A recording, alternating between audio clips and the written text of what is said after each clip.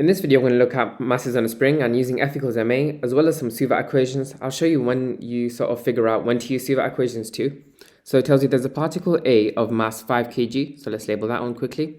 I would always recommend you label the masses, the forces, and the direction of acceleration on the diagrams. So let's do that. It says it's on a smooth horizontal table. That means that no friction acts on the table. Particle A is attached by a string to particle B, which has a mass of 4 kg. So let's label that one too, which hangs freely 1.4 meters above the ground. So let's label that distance on 1.4 meters. The system is released from rest. Okay, that sort of pushes you towards using Suvat later on in the question actually, because it's told you the distance from where it is to the ground. It's told you that it's released from rest. So that's your value of S and U already. Particle A does not reach the pulley before B. Okay, find the tension in the string before B hits the ground. Okay, like I mentioned, let's start by labeling all the forces and the directions of accelerations. So it says particle B moves downwards, so straight away we know B, the acceleration is downwards. Particle A in that case would then accelerate to the right. The forces that we're interested in are the forces in the direction and against acceleration. So for particle B, we're interested in the forces downwards, because that's towards acceleration, and also the forces opposing the acceleration, so the forces upwards. Force upwards is always tension, because tension acts up the rope and tensions act toward each other, which we'll label the tension of this later. There's also the force acting down on B, which is due to the weight of B. The weight is always equal to the mass multiplied by acceleration due to gravity, so that's 4g. That's all the forces acting in the direction of and against this acceleration. In the direction of this acceleration of particle A, there's the tension acting on the rope again. Like I mentioned before, tensions always approach each other.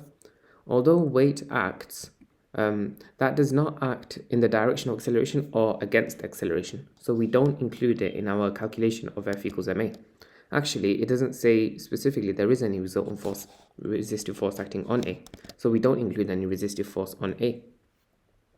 Find the tension in the string before B hits the ground. How do we do that?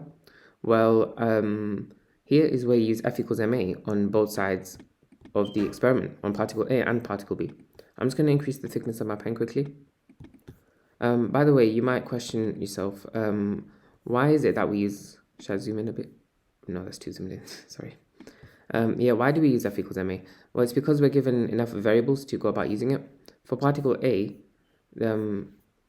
actually, one thing I did want to mention, F always stands for the resultant force, which is the force in the direction of motion, which is the tension for particle A. Take away the force opposing the motion. Here, there is none opposing the motion. So it's just tension that's equal to the mass of particle A, which is 5, multiplied by its acceleration, which we don't yet know. So let's write 5A. Applying the same equation for particle B, we have the force in the direction of motion is the weight, acting downwards, so that's 4g. Take away the force opposing the motion, which in this case is the tension of the string, is equal to the mass of particle B, which is 4, multiplied by its acceleration. What we want is this tension value, and it looks like we have two equations with A and T unknown. Hopefully that points to you using either simultaneous equations or combining the equations somehow. In this case, what we can do is substitute T equals 5A into this equation.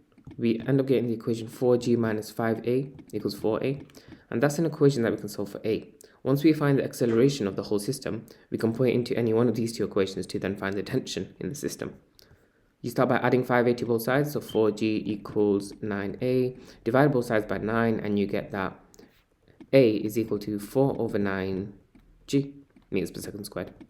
That's your acceleration of the system, and now you can put that into this formula for particle A, because I think it's the easiest one to use. You could have also used this one, but it's a little bit harder. 5a is 5 times 4 over 9g. 5 times 4 is 20, so that becomes 20 over 9g newtons. I'm going to leave it in exact form because we may need to use it in the next part of the question, so rounding might lead to errors. Moving on then, find the time taken by particle B to reach the ground. So here is where we do use Suvat because of what I mentioned before, the fact that it told you that it's released from rest. So let's write out the values of Suvat. Just a quick reminder, you always want to have 3 known variables and 1 unknown variable, because then you can pick out one of the 5 Suvat equations to use. It says it's released from rest. That means the initial velocity is 0. We know that it travels 1.4 meters before it hits the ground, so the displacement is 1.4 meters. When it's traveling downwards, we know its acceleration, don't we? We know the acceleration of the system is 4 over 9g. We can carry on and use that now. It's not just g because, again, remember that the tension is opposing the acceleration of particle b. Now that we've got three known variables, we can actually find the time taken using the relevant equation. In this case, the equation linking S, U, A, and T. Thanks for watching. I hope this video helped. If you have any tutoring inquiries, be sure to visit my website, www.excellineducation.co.uk. It's on the first link in the description too.